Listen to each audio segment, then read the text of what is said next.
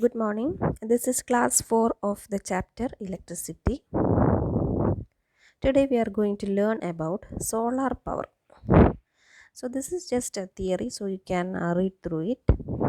We know solar radiation is the electromagnetic energy emitted by the sun, and now we have got a definition, that the solar spectral distribution. It is nothing but it is a graph or a representation of intensity wavelength relationship, or a graph that shows a relationship between the intensity and the wavelength of solar radiation.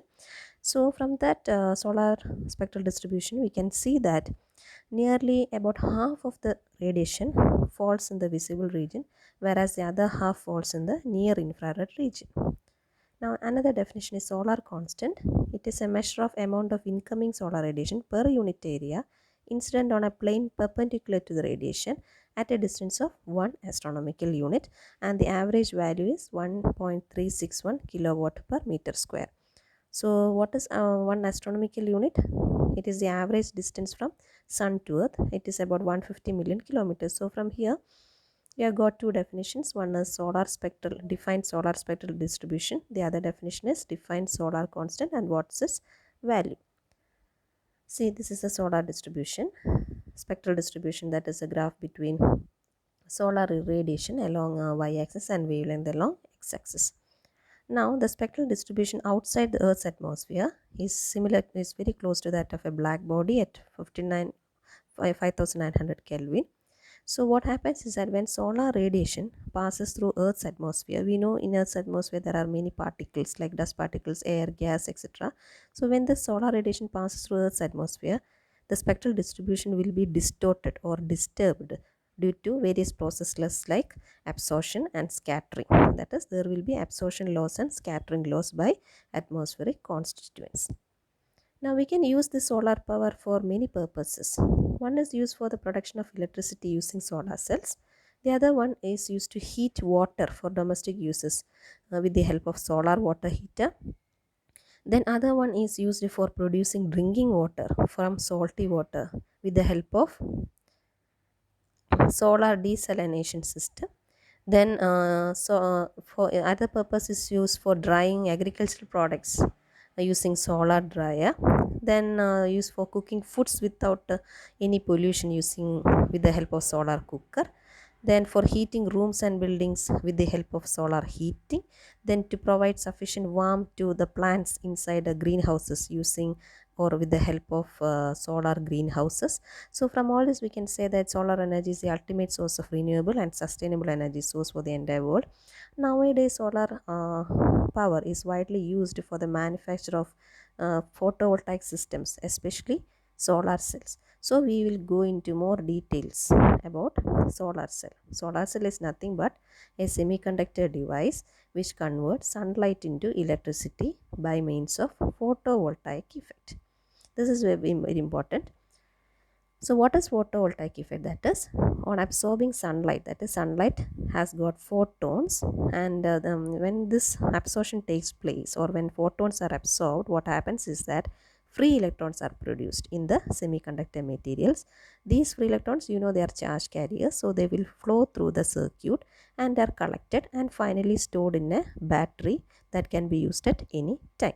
So we already said that solar cell is a semiconductor device and it is made of a PN junction, that is a p-type semiconductor and n-type semiconductors joined together to form a PN junction as shown in the figure.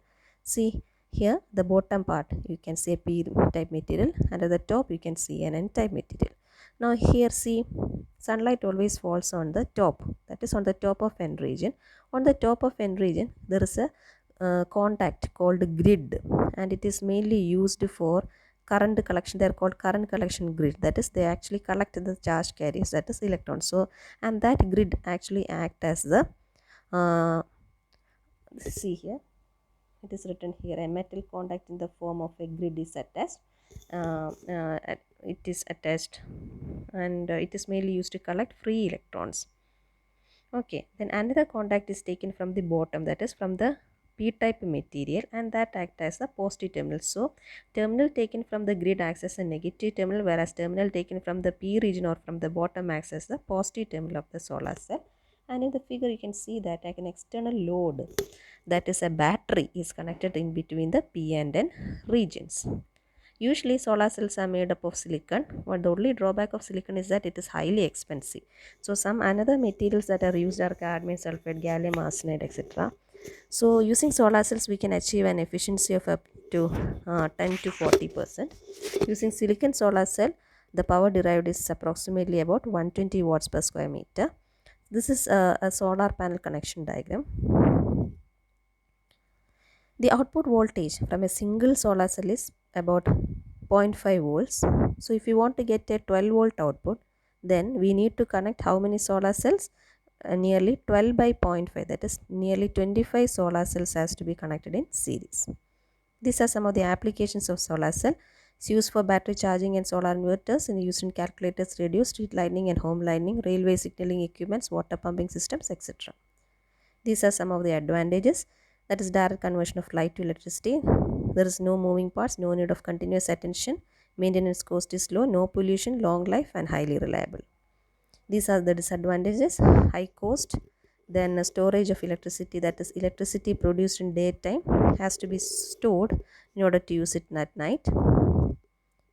That is in our country, solar installed capacity is nearly 26 gigawatt as of 2018, and our Kochi International Airport became the first fully solar powered nearly 15 megawatt capacity airport in the world. Railways are also seeking the help of solar power now. But all this is the establishment and the installation of this solar panels and all is highly expensive, and that's why its installation is very difficult in rural areas. So we are going to find out an alternative, that is in order to make it less expensive by using alternate materials instead of silicon, so that it will be very easy to install it even in rural areas. So more advanced studies are going in this research field. Usually in satellites also the solar panels are used in GPS communication, remote sensing, then weather forecasting, etc. So that's all about solar power. Here you have to study some definitions like I said before: spectral distribution diagram, then solar constant, and about the construction of solar cell, how it is made and what is going inside, what's the principal use, that is photovoltaic effect and all. Then study about its advantages, disadvantages, applications and all. Okay, so give more stress to the diagram as well as the working of solar cells. Okay, so in the next class we will learn about nuclear power. Okay, thank you.